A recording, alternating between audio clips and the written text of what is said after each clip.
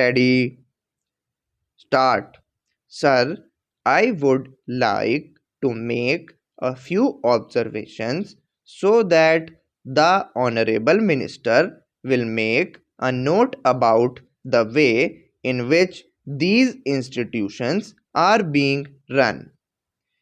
It is a good thing that these institutions have been started, but at the same time, we are suffering from lack of coordination in regard to our technical education.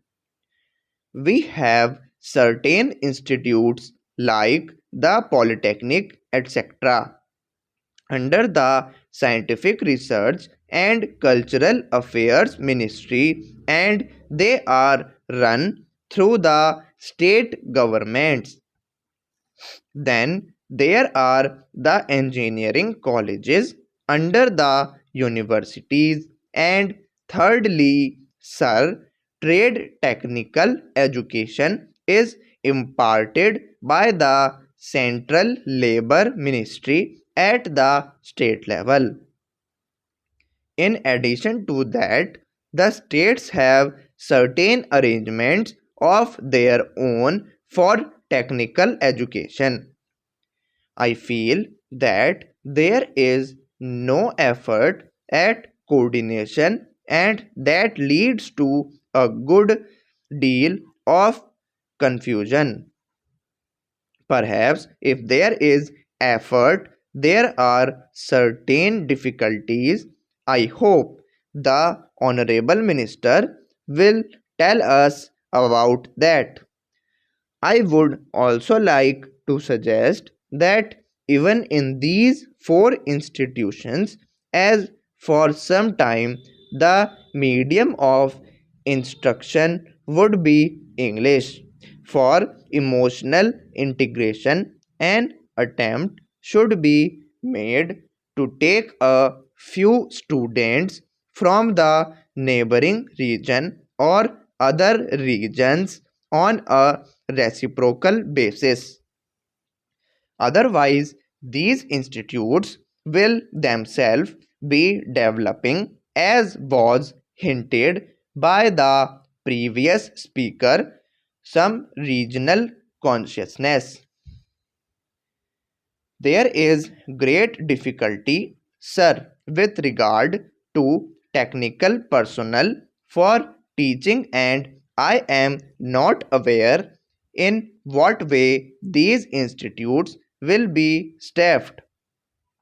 Perhaps some foreigners will be brought in, but at the same time, with the arrangements existing at present for taking technical help from different countries, Russia, UK, USA, and Germany. I do not know whether there will be special courses provided in these institutes for the teaching staff from those different countries. What arrangements there are, one does not know. In the present arrangement for teaching, I should have liked to mention the fifth arrangement for teaching at present, provided through the various industrial concerns like Bhilai, Rourkela, etc. All these big concerns have their big technical schools, and they take their students for postgraduate work as also for research work. What will therefore happen with regard to the standard is a question. Sir, we are not at all sure in our country about the correct use of terms. I would, for instance, mention here the word polytechnic.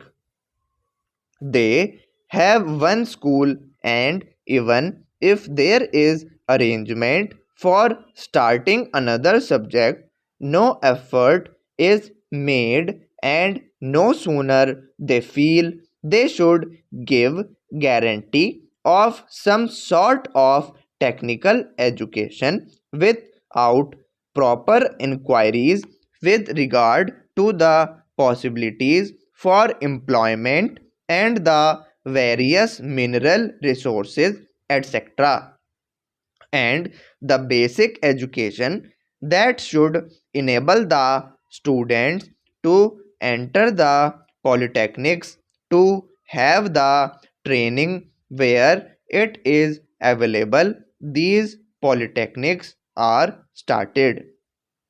Similarly, there is some confusion about the use of the word university. We have the Roorkee University for one subject, engineering.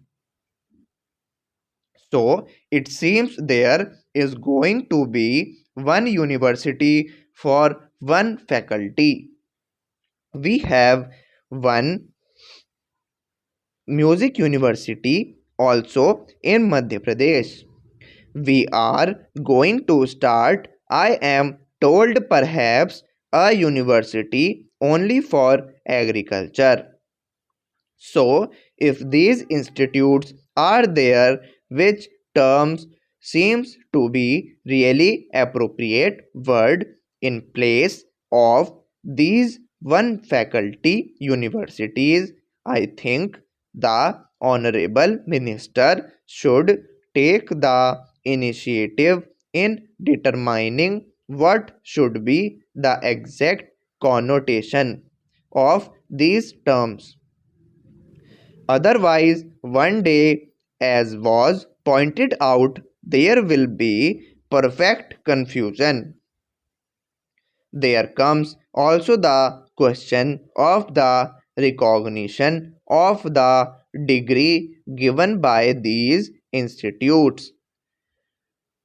Of course, if the training with the special facilities available and the specially recruited staff available is of a high standard, naturally people would be very anxious to recruit the people who have passed out from there. In the beginning, there will be any trouble with regard to making use of the graduates turned out from there.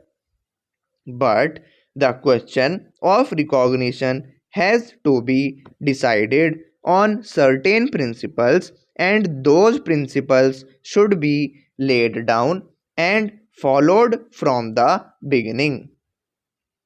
Now, I would like also to mention the question about scholarships. It was pointed out that certain scholarships, especially to the children of the working class, should be given.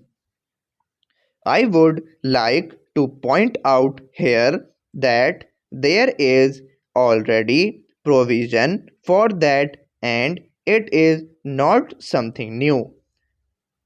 What I would like to stress is that scholarships should be in large numbers. The scholarships do not seem to be adequate for the rising standard of living and the cost of living. The scholarships that are given do not meet the need. There is yet another matter which the Honorable Minister is the proper person to inquire about, and that is the merit scholarships that are available in different states to students for technical subject or to other students who pass with very high marks, are not given by the states if they read outside